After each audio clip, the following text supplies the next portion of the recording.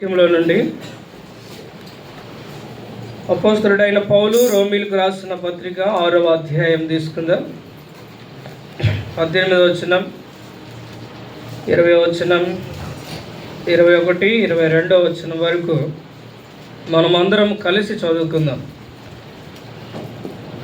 పాపము నుండి విమోచింపబడి నీతికి దాసులైతిరి, ఇందుకు దేవునికి స్తోత్రము. మీరు పాపమునకు దాసులైనప్పుడు నీతి విషయమై నిర్బంధము లేని వారై ఉంటుంది. ఏంటి అందరం కలిసి అన్న యూత్ చదవట్లేదు. 21, అప్పటి క్రియల వలన మీకేమీ ఫలము కలిగదు, వాటిని గురించి మీరు ఇప్పుడు సిగ్గుపడుచున్నారు కానీ వాటి అంతము మరణమే. అయినను ఇప్పుడు పాపము నుండి విమోచింపబడి దేవునికి దాసులైనందున పరిశుద్ధత కలుగుటియే మీకు ఫలము, దాని అంతము నిత్య జీవము. గలతీ పత్రిక 5వ అధ్యాయము 1వ వచనాన్ని చదువుదాం. గలతీ పత్రిక 5వ అధ్యాయము 1వ వచనం. ఈ స్వాతంత్రమును అనుగ్రహించి క్రీస్తు మనలను స్వతంత్రులుగా చేసి ఉన్నాడు, కాబట్టి మీరు స్థిరముగా నిలిచి మరలా దాసమును కాడి క్రింద చిక్కుకొనకుడి. ప్రభు సాయం కొరకే చిన్న ప్రార్థన చేసుకున్నాం. ప్రేమగల తండ్రి, పరిశుద్ధుడైన దేవా, మీ పాదాలకు వందనాలు. ఇంతవరకు మీ సన్నిధికే వందనాలు. మిమ్మల్ని ఆరాధించడం కొరకే మా గమనానికి మీరు అనుగ్రహించిన లేఖన భాగములకై స్తోత్రాలు. నిశ్చయముగా ప్రభువా, పాపము నుండి దాని సంబంధమైనటువంటి దాస్యములో నుండి ప్రభువా మమ్మలను విడిపించారు. మీకు స్తోత్రాలు. క్రీస్తుకు దాసునిగా జీవము గల దేవుని సేవించే భాగ్యములోనికి మమ్మల్ని తెచ్చినందుకు వందనాలు. అలాగున ప్రభువా, మేము పిలువబడుతున్నటువంటి పిలుపుని బట్టి మీకు వందనాలు. మా ఆరాధనలు మీరు అంగీకరించినందులకై స్తోత్రాలు. సమయంలో మా మధ్యలో ఉంచిన ప్రభు బలను బట్టి వందనాలు. అందు యోగ్యముగా మేము పాలు పొంద మీ కృపను అనుగ్రహించండి. అయోగ్యముగా పాలు పొందక యోగ్యమైన రీతిలో అందు పాలు పొంది చేయవేయ మీ కృపను అనుగ్రహించము. ప్రభా, మమ్మల్ని జ్ఞాపకం చేసుకొని ఖాళీ హృదయాలతో వెళ్ళక దేవా, నూతనముగా ప్రతిష్ఠించబడి నూతనమైన స్వభావంలోనికి మమ్మల్ని తీసుకొని రండి. మీ స్వరూపంలోనికి మమ్మల్ని తీసుకొని రమ్మని వందనములు చెల్లిస్తూ నిలబడుతున్న మీ దాసుని నన్ను కనికరించము. 21:9 ప్రకారము, నిర్గమ 4:12 ప్రకారము నా పక్షమందు మీ సహాయం అనుగ్రహించమని యేసు ప్రభువారి నామములో ప్రార్థించి వేడుకుంటున్నాం తండ్రి, ఆమేన్.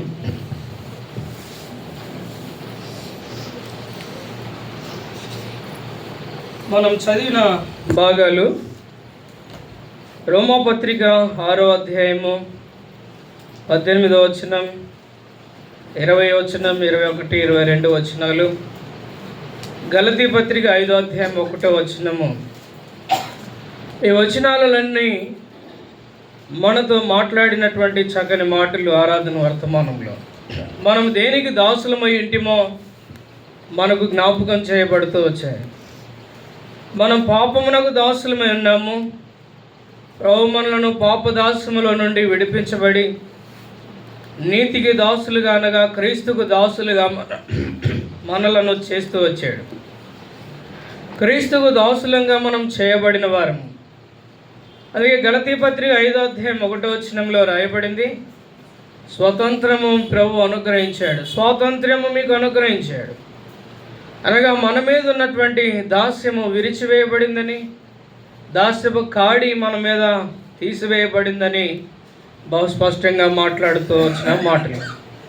పాపము నుండి విమోచింపబడిన మనం, నీతికి దాసులుగా చేయబడిన మనం, క్రీస్తుకు దాసులంగా చేయబడిన మన జీవితాలు మనము పడిపోయే ప్రమాదం ఉంది, మరలా చిక్కుకునే ప్రమాదం ఉంది. అందుకే గలతీ పత్రిక 5వ అధ్యాయం 1వ వచనంలోకి వచ్చినప్పుడు మరలా మీరు దాస్యం అనే కాడి క్రిందికి చిక్కుకొనకుడి అంటే మీరు దాస్యం అనే కాడి క్రిందికి వెళ్ళే అవకాశం ఉంది, చిక్కుకొనవద్దు. అది ఆత్మీయంగా ఈరోజు గలతీల గురించి మనం ఒక మాట జ్ఞాపకం చేస్తే 1వ అధ్యాయంలో వారి ఆరంభం చాలా రమ్యమైనదిగా ఉంది, వారి ఆరంభం చాలా బాగుంది. అయితే ఇలాంటి వారు వీరు చిక్కుకున్నారు, వారు దాస్యములో చిక్కబడ్డారు. అయితే వారు సత్యమునకు విధేయులు కాకుండా పరిగెత్తుచున్నారని వారిని గురించి రాయబడింది. అంతేకాదు గలతీ పత్రిక 1వ అధ్యాయం 6వ వచనములో భిన్నమైన సువార్త తట్టుకు వారు త్రిప్పబడ్డారు, కాని దాని వైపుకు వారు మళ్లించబడ్డారు. గలతీ పత్రిక 3వ అధ్యాయం 1వ వచనములో అవివేకులుగా వారు చేయబడ్డారు. క్రీస్తు వారి ఎదుట సిలువ వేయబడినట్టుగా ప్రదర్శింపబడ్డాడు. అయితే చివరికి వారు ఏమైపోయారు అని అంటే, రండి దయచేసి గలతీలకు రాసిన పత్రిక 3వ అధ్యాయము. అపోస్తులుడైన పౌలు గలతీలకు రాసిన పత్రిక 3వ అధ్యాయము వారిని గురించి మాట్లాడుతున్న చక్కని మాట. 2వ వచనం, ఇది మాత్రమే మీ వలన తెలుసుకొని కోరుచున్నాను, ధర్మశాస్త్ర సంబంధ క్రియల వలన ఆత్మను పొందితిరా, లేక విశ్వాసముతో వినుట వలన పొందితిరా? మీరింత అవివేకులైతిరా? మొదట ఆత్మానుసారంగా ఆరంభించి ఇప్పుడు శరీరానుసారముగా పరిపూర్ణులగుదురా? ఇలాగ జ్ఞాపకం చేస్తే వీరు ఐశ్వర్యవంతులుగా చేయబడిన వీరు ఉపదేశములోను అన్ని విషయాలలోనూ అయితే ఆత్మీయంగా వారు తొలగిపోయారు. వారు సత్యములో నుండి వైదొలిగిపోయారు. అంతేకాదు అవివేకులుగా చేయబడ్డారు. ఆత్మానుసారంగా ఆరంభించిన వీరి జీవితాలు శరీరానుసారులుగా వారు కనబడుతున్నట్లుగా వీరి గురించి అర్థమవుతుంది చక్కగా. ఈరోజు ఆత్మీయంగా పాపము నుండి విమోచింపబడిన మనం, క్రీస్తుకు దాసులంగా చేయబడిన మనందరి జీవితాలు మనల్ని మనం కాపాడుకోవటం, మనల్ని మనం భద్రం చేసుకోవటం అవసరం.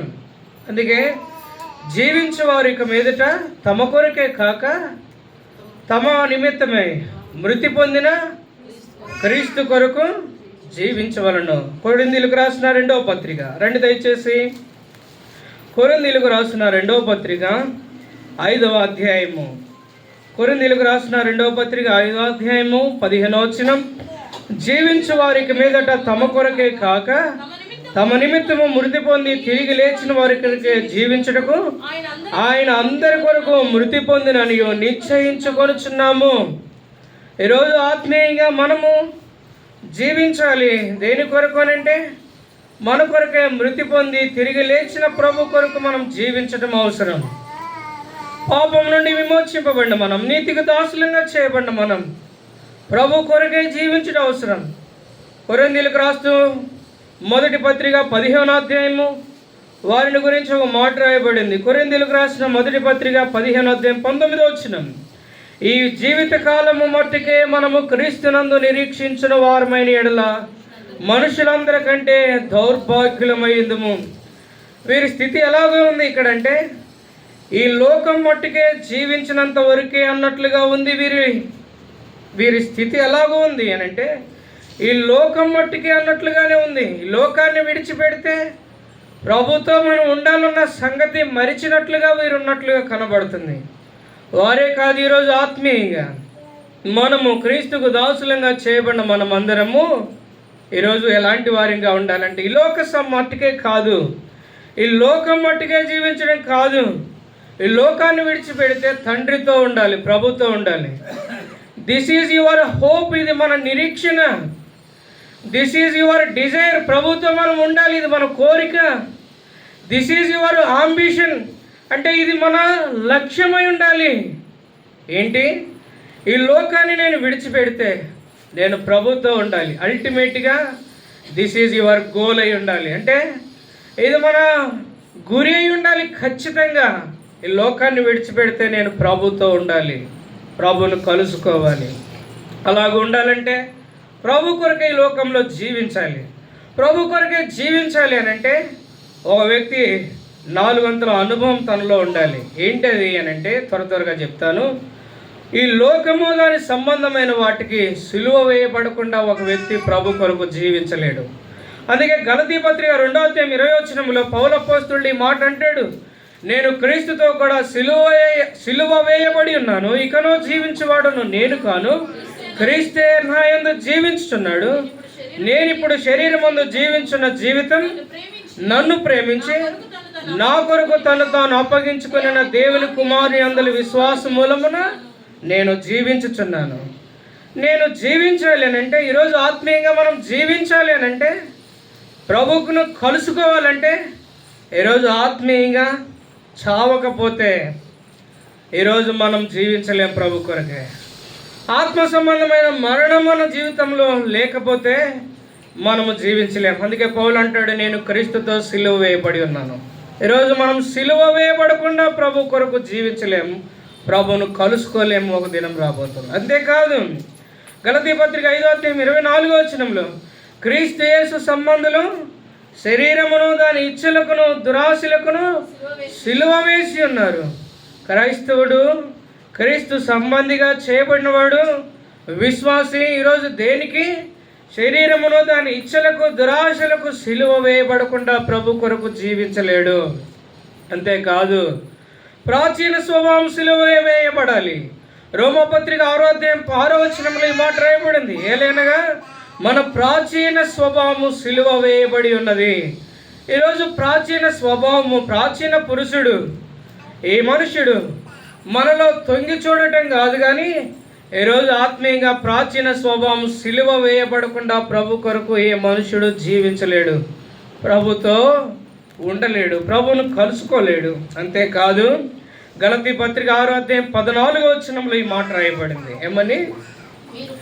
నేను లోకమునకు నేనును సిలువ వేయబడి ఉన్నాను. పౌలు అంటాడు ఆ మాట, సిలువ యందు తప్ప మరి దేని యందును అతిశయించుట నాకు దూరం అవును గాక. ఎందుకు అనంటే, లోకం కోసం నేను జీవించడమే, లోకానికి నేను సిలువ వేశాను. ఈరోజు ఆత్మీయంగా ఇక్కడ కూర్చున్న మనము ప్రభు కొరకు జీవించాలి అని అంటే, ఈ 4 అంతల అనుభవము, సిలువ వేయబడిన అనుభవం మన జీవితాల్లో ఉంటే ప్రభు కొరకు మనం జీవించగలం. లేకపోతే ఆత్మీయంగా మన జీవితాల్లో లేమి, కొరత, ఇబ్బంది కనబడుతూనే ఉంటుంది, విశ్వాస జీవితంలో కొరత.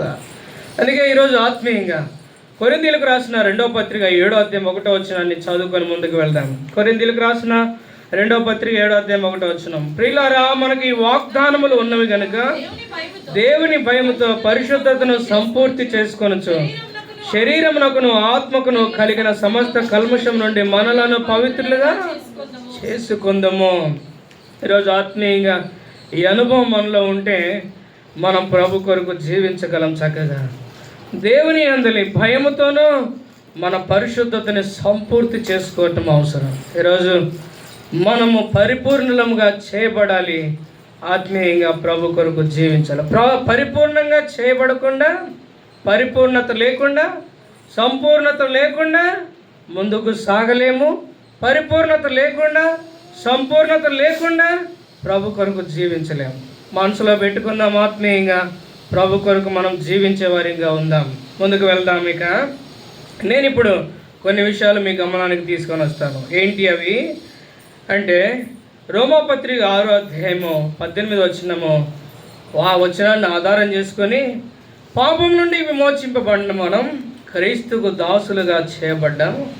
అలాగే ఇప్పుడు ఈ మాట చెప్తున్నాను, క్రీస్తునకు దాసుడిగా చేయబడిన మనం క్రీస్తు దాసునికి ఉండవలసిన లక్షణాలు ఏంటి, అవి కొన్నిటిని జ్ఞాపకం చేసుకొని ఈ మధ్యాహ్న కాల సమయంలో ప్రభు బలలో మనం పాల్గొన్నాం.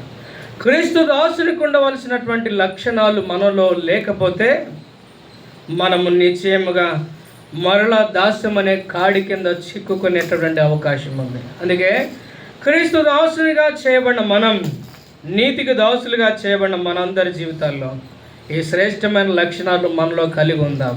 మొదటి మాటకు వస్తున్నాను. గలతీ పత్రిక 1:10 గలతీలకు రాసిన పత్రిక 1:10 చదువుదాం.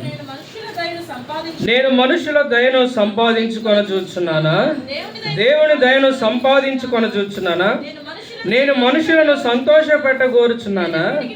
నేను ఎప్పటికీ మనుషులను సంతోషపెట్టు వాడనైతే క్రీస్తు దాసుడను కాకయే పోవదును. పౌలు అపోస్తలుడు గలతీలకు రాస్తూ ఈ మాట చక్కగా తేటగా మాట్లాడుతున్నాడు. నేను మనుషుల దయను సంపాదించుకొని వాడను కాను, నేను క్రీస్తు దాసుడును. అయితే ఏంటి అని అంటే, నేను క్రీస్తును సంతోషపెట్టువాడును. అంటే ఆ మాట చక్కగా మాట్లాడాడు. మనుషుల సంతోషపెట్టువాడును కాను, నేను మనుషులను సంతోషపెట్టువాడును కాను. మనుషులను ఒకవేళ నేను సంతోషపెట్టుకోరు వాడనైతే నేను ఎప్పటికీ క్రీస్తు దాసుడును కాను, కాకయే పోవుదును. ఈరోజు ఆత్మీయంగా మనం నీతికి దాసులంగా, క్రీస్తుకు దాసులంగా చేయబడిన మనందరి జీవితాల్లో ఈ శ్రేష్టమైన లక్షణం మనలో ఉండాలి. ఏంటది? నేను ప్రభువును సంతోష పెట్టాలి. ఈరోజు మనం మనుషులను కాదు సంతోష పెట్టాల్సింది, ప్రభు అయిన దేవునిని, ఆయనను సంతోష పెట్టాల్సినటువంటి వారము. ఈరోజు మనం ఎలాగున్నాం ఈ విషయంలో ఒకసారి వెనక్కి చూస్తే సంతోష పెట్టుచున్నాం. ఎవరిని? మనుషుని కాదు, నీవు ప్రభువును సంతోష పెట్టాలి. అందుకే రోమాపత్రిక 15:1 ఈ మాట రాయబడింది. యవనస్తులు మీరు బైబిల్ తిప్పాలి, గడ్డం కింద చేతులు తీయండి, బైబిల్ తిప్పండి. రోమాపత్రిక 15:1.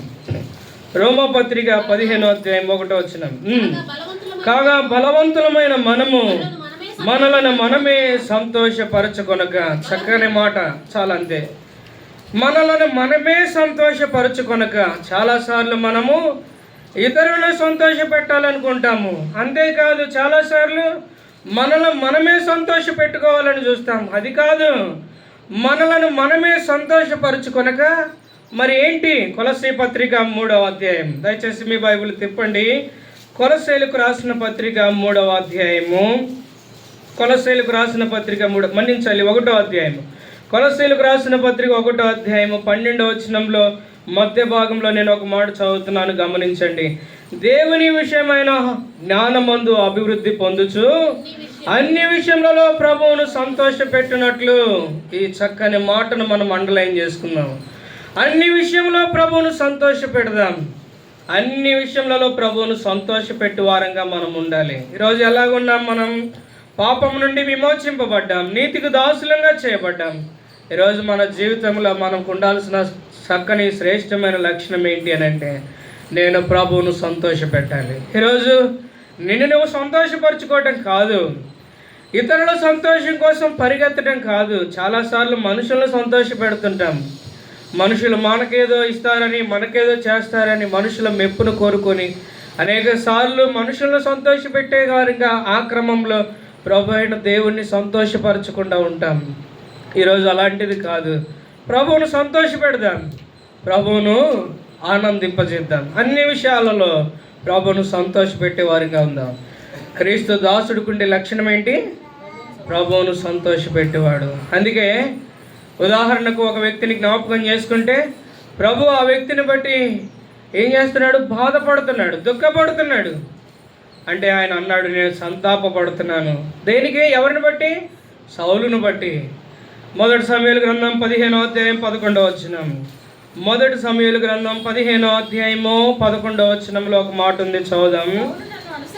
సౌలు నన్ను అనుసరింపక వెనుకదీసి నా ఆజ్ఞలను గైకొనకపోయిను గనుక అతనిని రాజుగా నిర్ణయించినందుకు నేను పశ్చాత్తాపడుచున్నాను. అందుకు సమూయేలు కోపావేశుడై రాత్రంతా యెహోవాకు మొరపెట్టుచుండెను. ఇక్కడ ఈ భాగంలో సమూయేలుతో ప్రభు మాట్లాడుతున్నాడు చక్కని మాట.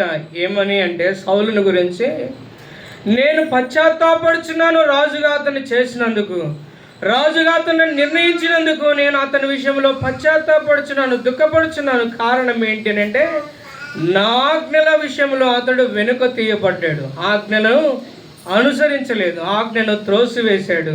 అంతేకాదు, నన్ను అనుసరించలేదు, నన్ను వెంబడించలేదు, తనకు నచ్చినట్లుగా ప్రవర్తించాడు. ఈ విషయంలో, ఏ విషయంలో ఇలాగూ చేయబడ్డాడో మనందరికీ బాగా తెలుసు.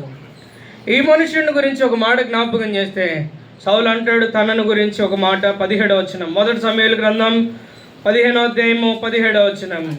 అందుకు సమూయేలు, నీ దృష్టికి నీవు అల్పుడుగా ఉన్నప్పుడు ఇశ్రాయేలీల గోత్రాలకు శిరస్సు అయితివి, యెహోవా నిన్ను ఇశ్రాయేలీల మీద రాజుగా అభిషేకించి. 2 పదాలు జ్ఞాపకం చేస్తున్నాను ఇక్కడ. నీ దృష్టికి నీవు అల్పుడవుగా కనబడుతున్నప్పుడు నీవేమయ్యావు? ఇశ్రాయేలీలకు రాజుగా చేయబడ్డావు, అభిషేకించబడ్డావు నీవు. అంతేకాదు, 12 గోత్రాలకు శిరస్సుగా చేయబడ్డావు. అవును, 12 గోత్రాలకు శిరస్సుగా చేయబడి ఈ మనుషుడు రాజుగా అభిషేకింపబడిన మనుషుడు.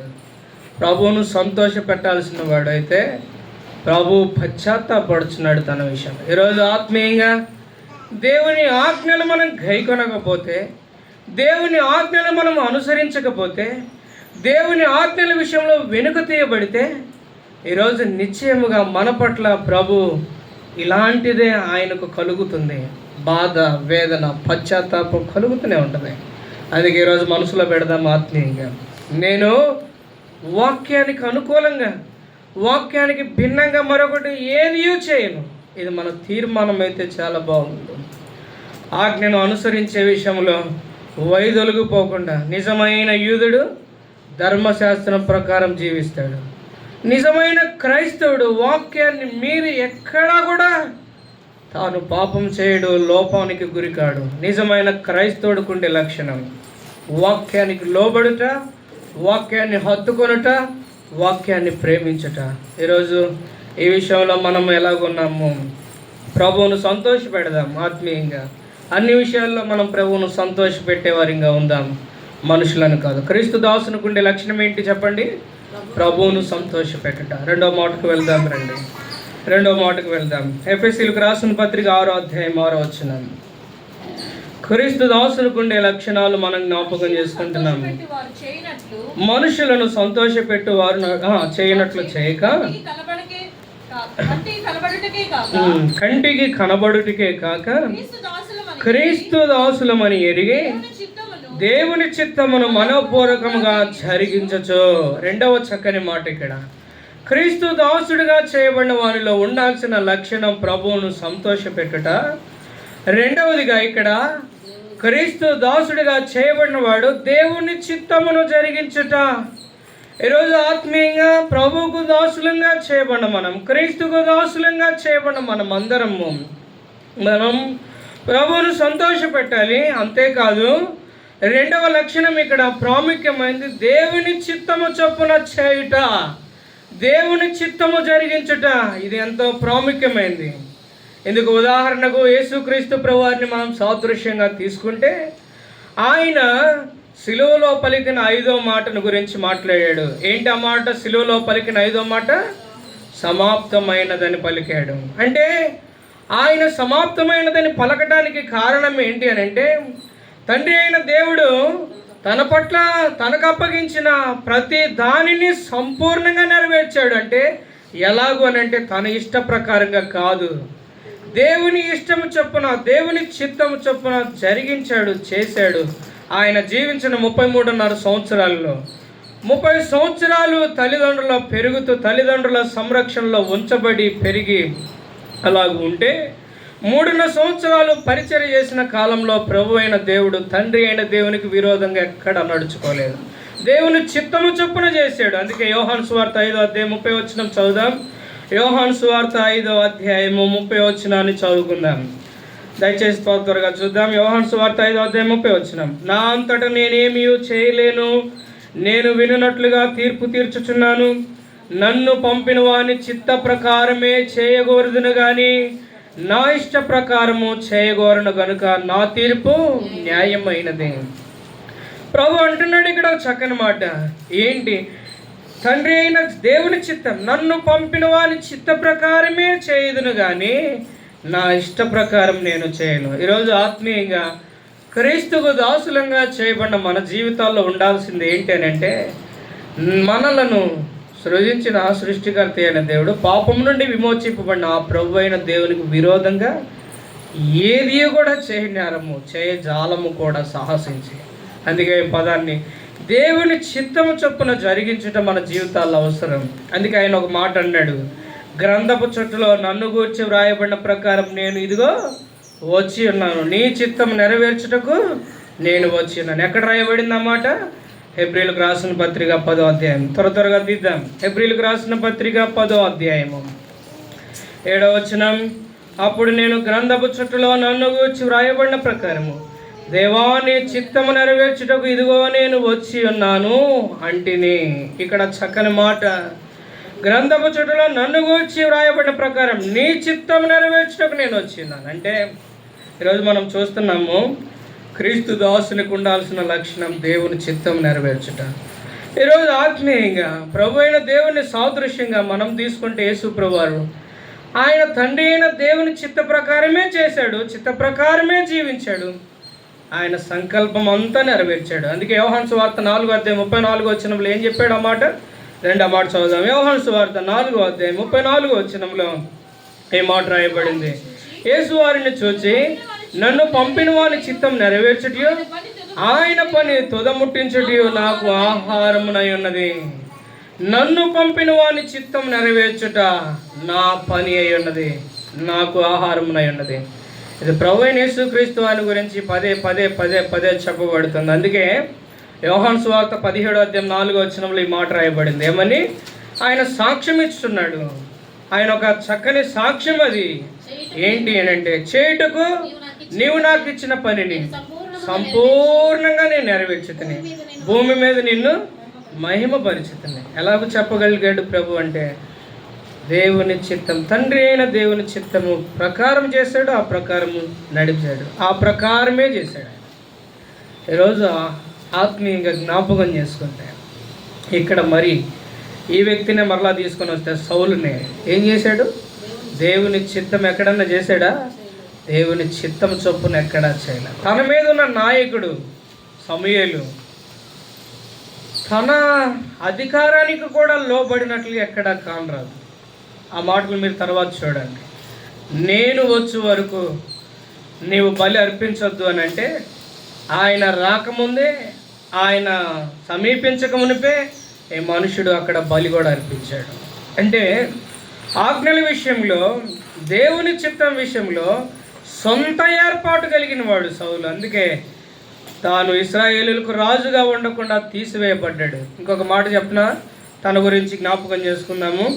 సమూయేలు గ్రంథం 2 దయచేసి ఒక ప్రాముఖ్యమైన మాట ఉంది, తన గురించి జ్ఞాపకం చేయాలి. సమూయేలు గ్రంథము 23వ అధ్యాయం అనుకుంటాను, దయచేసి రండి, మన్నించాలి. 28వ అధ్యాయం, మొదటి సమూయేలు గ్రంథం 28వ అధ్యాయము 16వ వచనం. అందుకు సమూయేలు, యెహోవా నిన్ను ఎడబాసి నీకు పగవాడుగా కాగా నన్ను అడుగుట వలన ప్రయోజనం ఏంటి? ఇక్కడ సమూయేలు ఎక్కడి నుంచి వచ్చాడు? నేలలో నుండి వచ్చాడని మనకి ఇక్కడ చక్కగా అర్థమవుతుంది ఈ భాగాలు. కర్ణపిశాచి కలిగిన స్త్రీ దగ్గరికి వెళ్ళాడు. దేనైతే దేశంలో నుంచి వెళ్ళగొట్టాడో దాని దగ్గరికే మళ్ళీ వెళ్ళాడు సౌలు. అయితే తనకు ప్రత్యుత్తరం ఇవ్వటానికి, తనకు జరగబో సంగతుల గురించి తెలియజేయటానికి ఏమీ అర్థం కాని స్థితిలో ఉన్నాడు. అలాంటి సమయంలో ఆ స్త్రీ దగ్గరికి వెళ్ళినప్పుడు ఆమె నేలలో నుండి సమూయేలును పైకి తీసినప్పుడు, పైకి వచ్చినప్పుడు సమూయేలు అంటాడు ఒక చక్కని మాట, యెహోవా నిన్ను ఎడబాసాడు. ఒకటి. రెండవది, నీకు పగవాడయ్యాడు. నీకు ప్రయోజనం ఏంటి? ఎందుకు పగవాడయ్యాడు? ఎందుకు ఎడబాసాడు? 12 గోత్రాలకు శిరస్సుగా చేయబడ్డాడు కదా. అంతేకాదు, అభిషేకించబడ్డాడు కదా రాజుగా. ప్రభు అయిన దేవుడు తనను నిర్ణయించి తీసుకొని వచ్చి ఇశ్రాయేలుకు రాజుగా చేశాడు కదా.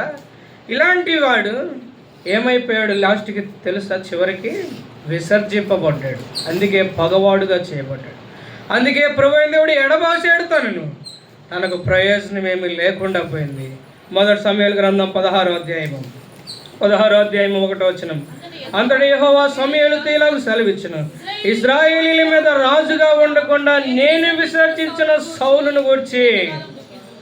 ఏంటో ఇక్కడ చక్కని మాట, సౌలును గురించి. నేను విసర్జించే సౌలుని. అందుకే ప్రభు మనల్ని విసర్జిస్తే ప్రభు మనకు పగవాడవుతాడు. ప్రభు మనల్ని విసర్జిస్తే ప్రభు మనల్ని ఎడబాస్తాడు. ప్రభు మనల్ని విసర్జిస్తే ప్రభు మనల్ని విసర్జిస్తే మనకు ప్రయోజనం ఏమి లేదు. ఇంకొక మాట చెప్పిన, ప్రభు మనల్ని విసర్జిస్తే ఏమొస్తుందో తెలుసా? రెండో మాట చదువుదాం, 14వ వచనం. మొదటి సమూయేలు 16వ అధ్యాయం 14వ వచనం. యెహోవా ఆత్మ సౌలును విడిచిపోయి యెహోవా యొద్ద నుండి దురాత్మ ఒకటి వచ్చి అతనిని వెరపింపగా. ప్రభు మనల్ని విసర్జిస్తే ఏమవుతుంది? దేవుని ఆత్మ విడిచిపోయి ఆయన మరొక ఆత్మను పంపుతున్నాడంట. దేన్ని? అది దురాత్మను పంపుతున్నాడు. అందుకే రోమపత్రిక 1వ అధ్యాయంలో రాయబడింది, భ్రష్ట మనసుకు వారిని అప్పగిస్తాడు. ప్రభు మనల్ని విసర్జిస్తే అల్టిమేట్గా చివరికి భ్రష్ట మనస్సు దానికి అప్పగిస్తాడు. ఈరోజు ఆత్మీయంగా దేవుని చిత్తము చేయబడటం చాలా ప్రాముఖ్యం. అందుకే మాట చెప్తున్నాను, క్రీస్తు దాసునికి ఉండవలసిన లక్షణం ఏంటి అని అంటే, ఒకటి ప్రభువును సంతోషపెట్టుట. రెండవది దేవుని చిత్తము జరిగించుట. చేద్దాం, దేవుని చిత్తము జరిగిద్దాం. యోహాను రాసిన మొదటి పత్రిక 2వ అధ్యాయం 17వ వచనం. యోహాను రాసిన మొదటి పత్రిక 2వ అధ్యాయం 17వ వచనం. లోకమును దాని ఆశయు గతించిపోవును కానీ దేవుని చిత్తమును జరిగించేవాడు నిరంతరము నిలుచును. గుర్తుపెట్టుకుందాం మనసులో ఆత్మీయంగా. అన్ని విషయాల్లో, కుటుంబ విషయాల్లో, వ్యక్తిగత విషయాల్లో, సంఘ విషయంలో, ఆధ్యాత్మికంగా అన్ని విషయాలలో దేవుని చిత్తం చొప్పున చేయబడటం అవసరం. దేవుని చిత్తానికి లోబడటం అవసరం. దేవుని ఉద్దేశం నెరవేర్చబడటం అవసరం. క్రీస్తు దాసునికి ఉండాల్సిన లక్షణం దేవుని చిత్తం నెరవేర్చడం. కాదని సొంత ఇష్టానికి పోతే, సొంత నడవడికి పోతే సంతోషం ఉండదు, దుఃఖం ఉంటుంది, బాధ ఉంటుంది. అందుకే కీర్తన గ్రంథం 40వ అధ్యాయం 8వ వచనంలో, నా దేవా నీ చిత్తం నెరవేర్చడం నాకు సంతోషము. కాబట్టి దేవుని చిత్తం మన జీవితాలకు సంతోషాన్ని, ఆనందమును, ఉల్లాసమును మనకు అనుగ్రహిస్తుంది. మనసులో పెట్టుకుందాం ఇది ఆత్మీయంగా. ముందుకు వెళ్దాం. క్రీస్తు దాసునికి ఉండవలసిన లక్షణాల గురించి మాట్లాడుతున్నాము. రోమపత్రిక 14వ అధ్యాయము. రోమపత్రిక దయచేసి రండి. 14వ అధ్యాయము 18వ వచనాన్ని చదువుదాం. ఈ విషయమందు క్రీస్తునకు దాసుడైన వాడు దేవునికి ఇష్టడును, మనుషుల దృష్టికి యోగ్యుడనై ఉన్నాడు. చక్కని మాట ఇక్కడ మనం జ్ఞాపకం చేసుకుంటే, ఆ మాట మీరు చక్కగా గమనించాలని కోరుతున్నాను. క్రీస్తునకు దాసుడైన వాడు దేవునికి ఇష్టడు అయినటువంటి వాడు. అందుకే ఈ మాటను ఇలాగ చెప్తున్నాను. క్రీస్తు దాసునికి ఉండాల్సిన లక్షణం ఏంటి అని అంటే, దేవునికి ఇష్టడుగా బ్రతుకువాడు, దేవునికి ఇష్టడుగా జీవించువాడు క్రీస్తు దాసుడు. ఈరోజు మనం ఆత్మీయంగా ప్రభువును సంతోష పెట్టాల్సిన వారం, దేవుని చిత్తం జరిగించాల్సిన వారం. అంతేకాదు, మూడవదిగా ఇక్కడ ఏంటి, దేవునికి ఇష్టంగా జీవించాల్సినటువంటి వారం. ఇక్కడ కూడా మన ప్రభు అయిన యేసుక్రీస్తు వారిని జ్ఞాపకం చేసుకుంటే, యోహాను సువార్త 8వ అధ్యాయం 29వ వచనంలో ఆయన ఇస్తున్న మంచి స్టేట్మెంట్ అది. యోహాను సువార్త 8వ అధ్యాయం 29వ వచనం, నన్ను పంపినవాడు నాకు తోడై ఉన్నాడు, ఆయనకి ఇష్టమైన కార్యము నేను ఎల్లప్పుడూ చేయదును కనుక ఆయన నన్ను ఒంటరిగా విడిచిపెట్టలేదని చెప్పాను. చక్కని మాట. ఆయనకి ఇష్టమైన కార్యము నేను ఎల్లప్పుడూ చేయదును అంటే, ఈరోజు ఆత్మీయంగా మనం క్రీస్తునకు దాసులంగా విమోచింపబడిన మనలో ఉండాల్సింది ఇదే. ఎల్లప్పుడూ ఎక్కడున్నా, ఏ స్థలంలో ఉన్నా, ఏ ప్రదేశంలో ఉన్నా, కాలేజీలో ఉన్నా, ఇంటి దగ్గర ఉన్నా, ఉద్యోగం చేసే స్థలంలో ఉన్నా, మనం పనిచేసే స్థలంలో, ఎక్కడైనాను ఏ స్థలంలో ఉన్నా ఆయనకి ఇష్టంగా జీవించడం అవసరం. ఆయనకి ఇష్టమైన కార్యం చేయటం అవసరం ఎల్లప్పుడూ. ఒక్కసారి కాదండి. నువ్వు పాపం నుండి విమోచింపబడిన నాటి నుండి నువ్వు వెళ్ళేంత వరకు, ప్రభువును కలుసుకునేంత వరకు ఆత్మీయంగా నీ జీవితంలో ఉండాల్సిందే. నేను ఆయనకి ఇష్టమైన కార్యం ఎల్లప్పుడూ చేయగలను. ఎలాగో ఆయనకి ఇష్టమైన కార్యం మనం చేయగలమనంటే, విశ్వాసం లేకుండా ప్రభువుకి ఇష్టంగా జీవించలేము. ఇష్టంగా జీవించలేము. విశ్వాసం లేకుండా మన జీవితాల్లో ఎంత మాత్రమునో కూడా ఎల్లప్పుడూ అన్నప్పుడు ఆత్మీయంగా కొరత లేకుండా ఏ విషయంలో కూడా ప్రభువును సంతోషపెట్టలేము. అందుకే ఆ మాటను జ్ఞాపకం చేసుకుందాం. హెబ్రీ పత్రిక 11వ అధ్యాయం 6వ వచనంలో, విశ్వాసము లేకుండా దేవునికి ఇష్టడైనట అసాధ్యము. అందుకే హెబ్రీ పత్రిక 11వ అధ్యాయం గురించి మాట్లాడుతున్నాను. ఈ మాట అది ఫెయిత్ హాల్గా పిలువబడుతుంది, విశ్వాస వీరుల పట్టిక. హెబ్రీ పత్రిక 11వ అధ్యాయం అంతా ఫెయిత్ హాల్గా పిలువబడుతుంది, విశ్వాసపు గది, విశ్వాస వీరుల పట్టిక. ఆ విశ్వాస వీరుల గదిలో, విశ్వాస వీరుల పట్టికలో విశ్వాసము చేత నింపబడిన వారందరి లిస్ట్ ఉంది. 16 మంది పేర్లు లిఖించబడ్డాయి. మిగతా వారి పేర్లు రాయబడలేదు, కానీ వారి జీవితాల్లో ఏమి జరిగిందో క్యారెక్టర్స్ అక్కడ రాయబడుతూ వచ్చాయి. అంటే వారందరూ ఎవరో తెలుసా? విశ్వాసమును బట్టి నోవాహు, విశ్వాసమును బట్టి అబ్రహాము, విశ్వాసమును బట్టి శారా, విశ్వాసమును బట్టి హానోకు, విశ్వాసమును బట్టి అబ్రహాము, విశ్వాసమును బట్టి మోషే, విశ్వాసమును బట్టి రాహాబు, విశ్వాసమును బట్టి గిద్యోను, బారాకు. ఇలాగ జ్ఞాపకం చేసుకుంటే విశ్వాసము చేత వారు జయించారు, విశ్వాసము చేత వారు స్వతంత్రించుకున్నారు వాగ్దానాలు, విశ్వాసము చేత వారు ఖడ్గమును తప్పించుకున్నారు. విశ్వాసము వారిలో ఉంది. దేవునికి ఇష్టలుగా జీవించారు. ఈ లోకం మనం జీవించే జీవితం ఈ లోకం మట్టుకే అనేది కాదు, విశ్వాసముతో జీవించటం అవసరం.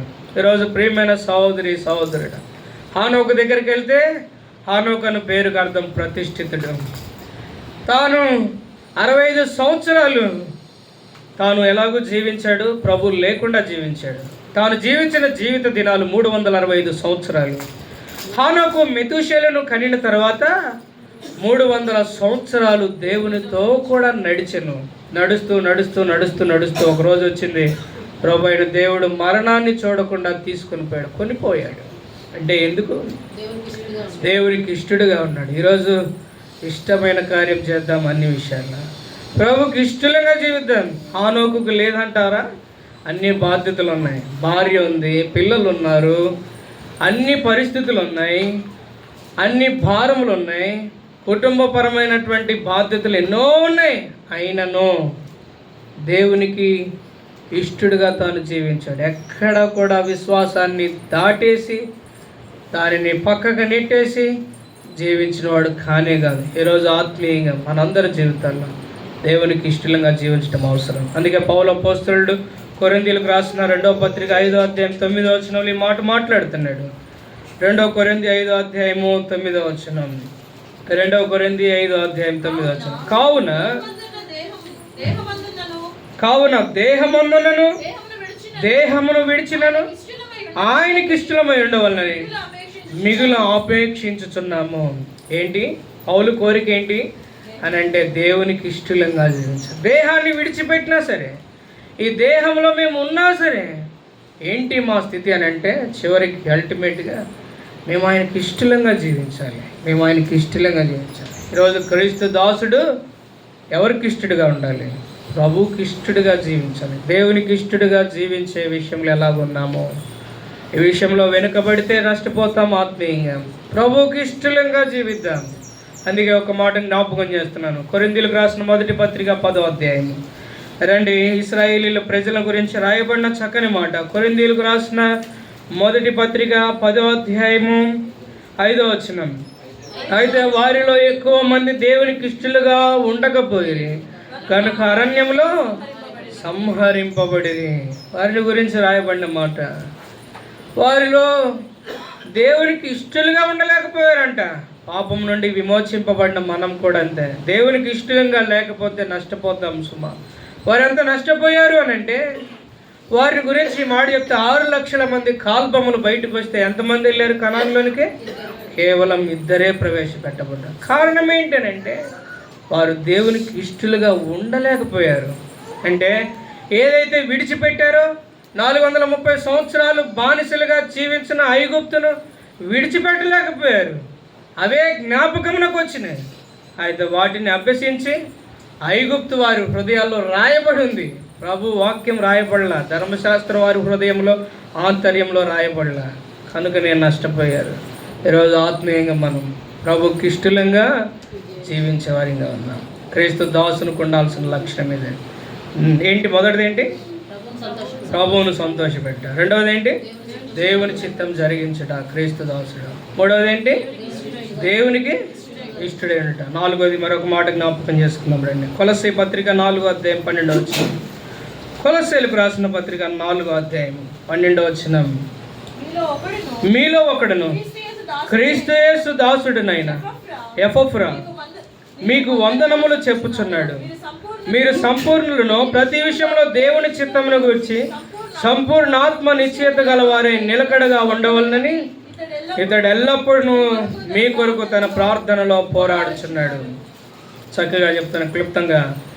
క్రీస్తు దాసుల్లో ఉండాల్సిన లక్షణం ఏంటి అని అంటే ప్రార్థన. క్రీస్తు దాసుల్లో ఉండాల్సిన ఈ లక్షణం, ఈ మంచి లక్షణం. అందుకే ఆ మాట తనను గురించి, మీలో ఒకడు క్రీస్తు యేసు దాసుడునైన ఎపఫ్రా ఏం చేస్తున్నాడు? తన ప్రార్థనలో పోరాడుచున్నాడు. ఈరోజు ఆత్మీయంగా క్రీస్తు దాసునికి ఉండాల్సిన లక్షణం ఏంటంటే ప్రార్థనలో పోరాడుట. ఈరోజు చెప్పగలవా నీ మాట? పాపం నుండి విమోచింపబడిన నీవు దేవునికి దాసురాలుగా మనము చేయబడిన మనందరి జీవితాల్లో ప్రార్థనలో పోరాడేటటువంటి యోధులుగా ఉన్నామా? ప్రార్థన ఎంత విలువైందో మన జీవితాలకు మనకు తెలుసు. అందుకే జ్ఞాపకం చేస్తున్నాను. కీర్తన గ్రంథం 99వ అధ్యాయం 6వ వచనం, త్వరగా తీయాలి. కీర్తన గ్రంథం 99వ అధ్యాయం 6వ వచనం. ఆయన యాజకులలో మోషే అహరోనులుండిరి, ఆయన నామమును బట్టి ప్రార్థన చేయవారిలో సమూయేలు ఉండెను. యెహోవాకు మొరపెట్టగా ఆయన వారికి ఉత్తరం ఇచ్చెను. ఆయన నామమున మొరపెట్టిన వారు ఎవరున్నారు? మోషే ఉన్నాడు, అహరోనులు ఉన్నారు. ఈరోజు సమూయేలును ఉన్నాడు. ఇక్కడ ఈరోజు ఆత్మీయంగా నేను ఒక పదం ఇక్కడ 99:6 వచనాన్ని బట్టి, ప్రార్థించే గుంపులో ఉన్నావా నీవు? క్రీస్తు దాసుడివే నువ్వు, క్రీస్తు దాసురాలువే నువ్వు. ప్రార్థించే గుంపులో ఉన్నావా నువ్వు? ప్రార్థించే గుంపులో ఉన్నటువంటి జనాంగంగా మనకు ఉండటం అవసరం. ఆయన నామమున మొరపెట్టిన వారిలో ఎవరున్నారు? మోషే ఉన్నాడు, అహరోనులు ఉన్నారు, సమూయేలు ఉన్నాడు. ఈరోజు ప్రార్థించే గుంపులో మనం ఉండటం అవసరం. అందుకే మాట చెప్తున్నాను, ప్రార్థన మన జీవితాల్లో ఒక మంచి లక్షణం. అది క్రీస్తు దాసునికి ఉండాల్సిన గొప్ప లక్షణం. అది ఈ లక్షణం విషయంలో ఎలాగున్నాము. అంతేకాదు లూకాసు సువార్త 2వ అధ్యాయం 37వ వచనంలో అక్కడ ఒక వ్యక్తి గురించి రాయబడిన మాట. లూకాసు సువార్త 2:37 చదువుదాం మాట త్వరగా. లూకాసు సువార్త 2:37. 84 సంవత్సరాలు విధవరాలై ఉండి దేవాలయమును విడవక ఉపవాస ప్రార్థనలతో రేయింబగళ్ళు సేవ చేయుచుండెను. చక్కని మాట. ఎవరిని గురించిది? అన్నాను ప్రవక్తిని. దేవాలయాన్ని విడవక రేయింబగళ్ళు ఉపవాస ప్రార్థనలతో ఉండెను. ఈరోజు మన జీవితాల్లో ప్రార్థన ఎంత విలువైందండి. నీ కుటుంబం కట్టబడాలంటే ప్రార్థన అవసరం. వ్యక్తిగతంగా నీ బిడ్డలు కట్టబడాలంటే ప్రార్థన అవసరం. సంఘం ఆత్మీయంగా కట్టబడాలంటే ప్రార్థన అవసరం. అన్ని జనులు మార్చబడాలంటే ప్రార్థన అవసరం. కుటుంబంలో యజమానులైన వారు మార్చబడటానికి మనకు ప్రార్థన అవసరం. ఈరోజు మనం ప్రార్థించే వారిగా యోధులంగా ఉంచబడటం అనేది చాలా ప్రాముఖ్యం. అందుకే దానియేలు గ్రంథం 6వ అధ్యాయం 10వ వచనంలో, ఇట్టి శాసనం చేయబడినని దానియేలు తెలుసుకొనినను ప్రార్థన చేయటం మానలేదు. ప్రార్థన చేయించు వచ్చాడు, స్తుతించుచూ వచ్చాడని రాయబడింది దానియేలు గ్రంథం 6వ అధ్యాయం 10వ వచనంలో. అంటే ఈరోజు ఆత్మీయంగా క్రైస్తవునికి ఎంత ప్రాముఖ్యమైనది 2 లక్షణాలంటే స్తుతించుట, ఆరాధించుట, ప్రార్థన చేయటం. ప్రార్థన చేయటం, ఆరాధించడం క్రైస్తవునికి ఎంత ప్రాముఖ్యమైనది. ఒక పక్షికి 2 రెక్కలు ఎంత ప్రాముఖ్యమో ఎగరాలంటే, ఈరోజు ఆత్మీయంగా ఉన్నత శిఖరాలకు వెళ్ళాలంటే క్రైస్తవునికి ఉండాల్సింది ఒకటి ప్రార్థన, రెండవది ఆరాధన. ఈరోజు ఈ విషయాల్లో ఎలాగున్నాం మనం? ప్రార్థించేవారిగా క్రీస్తు దాసునికి ఉండాల్సింది ప్రార్థన. ప్రార్థనలో వెళుతుందేమో ఒకసారి వెనక్కి తిరిగాడు, అందుకే కార్యాలు జరగట్లేదు, అందుకే నీ మొర వినబడట్లేదు. ఇక ప్రార్థించే వ్యక్తిగా ఉండు, ప్రార్థించే గుంపులో ఉంచబడదాం గాక. చివరిగా ఒక మాట జ్ఞాపకం చేసి ముగిస్తాను. రండి దయచేసి చివరి మాట. కొలస్సీ పత్రిక 3వ అధ్యాయం 24వ వచనం. కొలస్సీ పత్రిక 3వ అధ్యాయం 24వ వచనం. క్రీస్తు దాసునికి ఉండాల్సిన లక్షణం, ప్రభు వలన స్వాస్థ్యమును ప్రతిఫలముగా పొందుదమని ఎరుగుదురు గనుక మీరేమి చేసినను అది మనుషుల నిమిత్తము కాక ప్రభు నిమిత్తమై మనస్ఫూర్తిగా చేయుడి. మీరు ప్రభు అయిన క్రీస్తుకు దాసులై ఉన్నారు. క్రీస్తు దాసుల్లో ఉండాల్సిన లక్షణము ఏంటి అంటే 5వదిగా చివరిగా మనస్ఫూర్తిగా చేయుడి. ఏమి చేసినానే సరే, నువ్వేం చేసినా మనస్ఫూర్తిగా ప్రభు పట్ల చేయాలి. చాలాసార్లు మనం మనస్ఫూర్తిగా చేయము. అందుకే మనస్ఫూర్తిగా చేయడం అనే దాని దగ్గర నేను ఒక పదాన్ని జోడించి చెప్తున్నాను, పరిచర్య. దేవుని ఇంటిలో నీకోసం భద్రం చేయబడిన పరిచర్య విషయంలో, దేవుని ఇంటిలో నీకోసం సిద్ధపరచబడిన పరిచర్య విషయంలో ఎలాగున్నావు? మనస్ఫూర్తిగా చేసే వ్యక్తివిగా నువ్వు ఉండాలి. ఈరోజు చాలామంది ఈ దినాల్లో ఎలాగున్నారంటే, ఎవరో ఏదో చెప్పాలి, చెప్తేనే వస్తారు, చేస్తారు, వెళ్తారు. చాలాసార్లు చెప్పినా కూడా చేయని వారు చాలామంది ఉన్నారు. ఈరోజు ఆత్మీయంగా సోదరుడా, దేవుని ఇంటిలో నీకోసం ప్రభు నీకు సిద్ధపరిచిన చిన్న పని, ఏదైనా చిన్నదే కావచ్చు, దాని విషయంలో మనస్ఫూర్తిగా చేసే వ్యక్తిగా నువ్వు ఉండటం అవసరం. క్రీస్తు దాసుడు బలవంత పెట్టబడడు. క్రీస్తు దాసుడికి ఉండే లక్షణము మనస్ఫూర్తిగా చేయటం. ఇష్టంగా చేయించున్నావా? ఏ పనైనా ఇష్టంగా ఉంటున్నావు ప్రభు సంఘంలో, జీవం గల దేవుని సంఘంలో నువ్వు చేసే వంతు, నీ పని ఏదో దాని విషయంలో ఎలాగున్నావు? మనస్ఫూర్తిగా చేయటం అవసరం. చాలామంది దీనికి భిన్నంగా ఉన్నటువంటి వారు చాలామంది ఉన్నారు. అందుకే ఈరోజు మనుషులకు కనబడేటట్టు కూడా కాదు మనం చేయాల్సింది. నా ప్రభువైన దేవుడు, ఆయనకి నేను కనబడాలి, నేను మనస్ఫూర్తిగా పనిచేయాలి. అది ఏదైనా చిన్న పనైనా పెద్ద పనైనా. అలాగ నువ్వు పని చేసినప్పుడు జీతం నీ కొరకు సిద్ధపరచబడుతుంది. ప్రభువైన దేవుడు నీ కోసం సిద్ధం చేస్తున్నాడు ఆ జీతం. ఇదిగో నేను త్వరగా వచ్చుచున్నాను, వాని క్రియల చొప్పున సిద్ధపరిచిన జీతము నా యొద్ద ఉంది. అంటే ప్రభువు మనకు జీతం ఇచ్చేది. కాబట్టి జ్ఞాపకం చేసుకున్నాం, పని చేసే విషయంలో ఎలాగున్నాం. పని చేసే విషయంలో దేవుని ఇంటిలో చిన్న పనే, కానీ దాటేసుకొని వెళ్ళిపోవద్దు సుమా. చిన్న పనే, నాది కాదు అని నువ్వు దాటేసుకొని వెళ్ళిపోవద్దు. ఇది నా పని, ఇది నా వంతు, ఇది నాకు ఇచ్చాడు ప్రభు, ఇది నేను చేయాల్సింది, ఇది నా వంతు నేను చేసి నెరవేర్చాలి. ఇలాంటి చక్కని అనుభవం మనలోనికి వచ్చినప్పుడు క్రీస్తు దాసులం మనం. బలవంత పెట్టబడడం. ఈరోజు ఏ పని అయిననో సరే బలవంత పెట్టబడద్దు. ఏ పని విషయంలో మనస్ఫూర్తిగా రావటం, ముందుకి మనస్ఫూర్తిగా చేయటం, స్వేచ్ఛగా నువ్వు పొందటం ప్రభు దగ్గర నుంచి. ఇది చాలా ప్రాముఖ్యమైనది. 5 విషయాలు చెప్పాను. ఏంటి 5 విషయాలు? క్రీస్తు దాసునికి ఉండవలసినటువంటి 5 లక్షణాలు. ఏంటి 5? దేవుణ్ణి సంతోషపరచుట. 2వది దేవుని చిత్తము చొప్పున చేయుట.